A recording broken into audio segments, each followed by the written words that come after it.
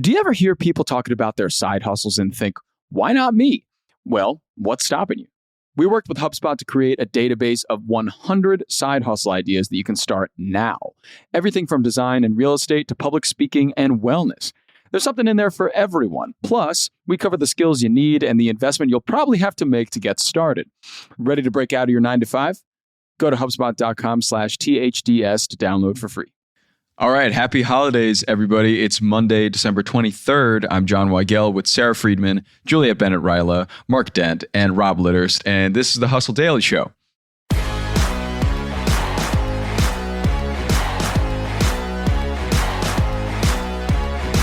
On this holiday week, we're taking a break away from the news cycle and rounding up the crazy year that 2024 has been. Today, we're getting to a bunch of stories that'll make you go, wait, that happened this year? In our most under-the-radar stories from 2024. So let's get into it. I want to start today with thanking you all for being here. We do this once a year. It's exciting to see all your faces. Mark, we'll start with you today. What is your biggest 2024 under-the-radar story? My biggest under the radar story is about travel. And specifically, I feel like this was the year that over tourism and all the concerns people have about it and all of the reasons why tourism is actually oftentimes good has really come on to the scene, I think. I believe it was in June. There was like the story of Barcelona. Famously, a lot of residents were spraying tourists with water guns. But if you go back to just, a few months earlier, it was New York City that more or less banned Airbnb. San Francisco also has like heavy regulations now on Airbnbs. So it's happening like all over the US and around the world, where I think we're really going to have to contend with what should tourism look like, because so many people want to do it. And I think that there were a lot of good reasons for New York City to ban Airbnbs. But one effect of it has been that hotel prices this year spiked to an average of $300, which is the highest they've ever been. Right. So yeah, there's just no easy answers. And then like Italy, which has had huge problems with like having too many tourists, about 13% of their GDP is related to tourism. So it's like, what are you going to do? Wow. Yeah. And that kind of ripples out to a lot of other stuff we've been seeing this year about a lot of the hotel strikes, especially here in the US. So yeah, that's been definitely like a watershed this year. Yeah. I mean, I definitely get it though. Europe, especially in the summertime, is just, it's absolutely overrun. Yeah. Oh, 100%. There should be less of that. And I agree. Next, I want to go over to Sara. What's your most under the radar story of 2024? Yeah, something that I want to keep an eye on in the next year, because this just came up a lot in our reporting this year, is billionaires building utopias in the middle of the desert. Weirdly, has become quite common. There's NEOM, the 105-mile, $500 billion smart city being built in the middle of the desert by Saudi Arabia's crown prince. There's the East Solano plan that's backed by California Forever. That's a bunch of tech billionaires aiming to build a walkable city for up to 400,000 people on a stretch of farmland 60 miles outside of San Francisco. There's Elon Musk and his snail brook. He purchased thousands of acres in the middle of Texas to build his own town. And there's billionaire Mark Lohr, who wants to build Tolosa, which is a 15-minute city, again, in the middle of the desert that would house 5 million residents by 2050. So just something to keep an eye on, I think, moving forward. A lot of these plans might just be talk. We haven't seen a lot happening. Sure. NEOM in particular has already majorly rolled back those goals. The 1.5 million residents by 2030 quickly turned into around 300,000. So we'll see what happens in 2025. But I think it has gone under the radar because these are all happening separately. But I think it is kind of a strange trend that I wanted to resurface.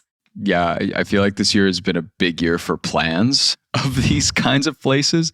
Haven't really seen one fully produced yet, but yeah, I've definitely been also seeing that pop up in places. And who knows, maybe by 2034, we'll have billionaire cities everywhere that we can all live in for an affordable rate. Just spitballing. Which one sounds most appealing to you, Sara? Where would you want to live?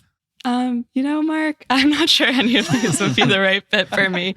I would say I know which one I don't want to go to, which is probably NEOM, just because there's been already a lot of human rights violations coming out of that project, sounding a little scary. I don't think I would be a culture fit in Snailbrook and many of these other ones. I think we might need to start our own, just with a different vibe possibly, but TBD. Yeah, all we need to do is find a billionaire. That shouldn't be that hard, right? Somewhere. Sure. Okay, let's go to Rob. Rob, what is your 2024 under the radar story that you've been tracking? Yeah, so the underrated story for me is the lack of SaaS IPOs or kind of tech IPOs. This year, there have been almost none of them. And I think there's been so much hype around AI and ChatGPT, obviously, and all the other generative AI players. And they've obviously had a huge impact on the valuation of tech companies and SaaS companies. But there's been this massive gap in the IPO market. And I think that's going to change a lot in 2025. And actually, HubSpot's co-founder, Brian Halligan, had a tweet about this a couple of weeks ago, just saying that the IPO market in 2025 is going to be absolutely roaring. And a company called RepView, which basically like tracks sales, culture, and performance, put together a list of like 32 candidates. And there are a lot of really interesting companies that I think are going to be longtime players in tech and SaaS, including Figma, Notion, Ramp, Databricks, Stripe, tools that we're in every day. And so I think it's going to be really interesting. I feel like it's been very, very quiet on the tech IPO front for the last couple of years, and it's going to be bouncing back in 2025. So I'm going to be keeping my eye on that. Yeah, you did mention a ton of companies there that I actually didn't even think of until you said them, how they could totally get into that. I know Reddit IPO'd this past year, which was crazy, but totally. Yeah, these software as a service companies, I'll be interested to see that next year too. Definitely. Mm-hmm. And lastly here, Juliet, what is your under the radar story for the year? So we've heard a lot about AI going haywire in the United States, which is, where we're based, obviously. We've heard about it telling us what mushrooms we can eat and being really wrong about it, or chatbots getting into really inappropriate conversations with people. But my favorite story is actually out of Shanghai. There was a viral video, and this was part of a test. So two companies were testing this out to see what this robot would do. But apparently there was a small AI robot, and it convinced the 12 larger robots that they should all quit their jobs and started a robot uprising, apparently. And initially, this was dismissed as a hoax, but it was later confirmed by both robotics companies that, yes, they were testing this out, and this is what happened. Apparently, the little robots asked the bigger robots, "Are you working overtime?" They said they never got off work. And the robot convinced them, "Well, let's leave." And started a little robot uprising, which social media users in China are like, this is really scary. And everyone is a little concerned about the ability of one robot to apparently start a revolution. And, one thing we talk about when we talk about AI, everyone makes the same joke. They're like, oh, when is it going to achieve singularity? And when are we going to get Skynet? Well, I don't know. Maybe it's already happening. And maybe we should also consider the robot's point of view, which is, are you working overtime? And, if so, why? What is your compensation for that?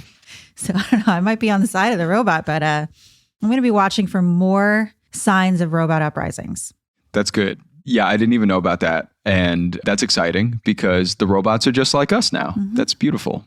We love that. I will also be looking for more robot uprising stories next year, I think. And I'm sure there will be more of them, probably, given the AI influx.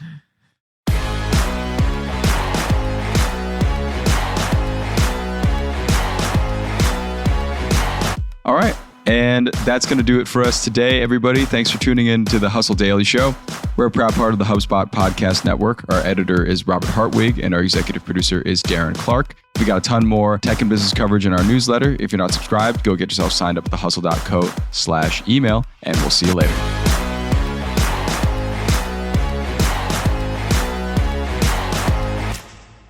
Hey everybody, it's your host, Jon Weigell. If you love the insights HubSpot brings to your podcast feed, then you're going to love Marketplace Tech. This daily podcast keeps you up to speed about the latest in tech news and what it all means for the economy.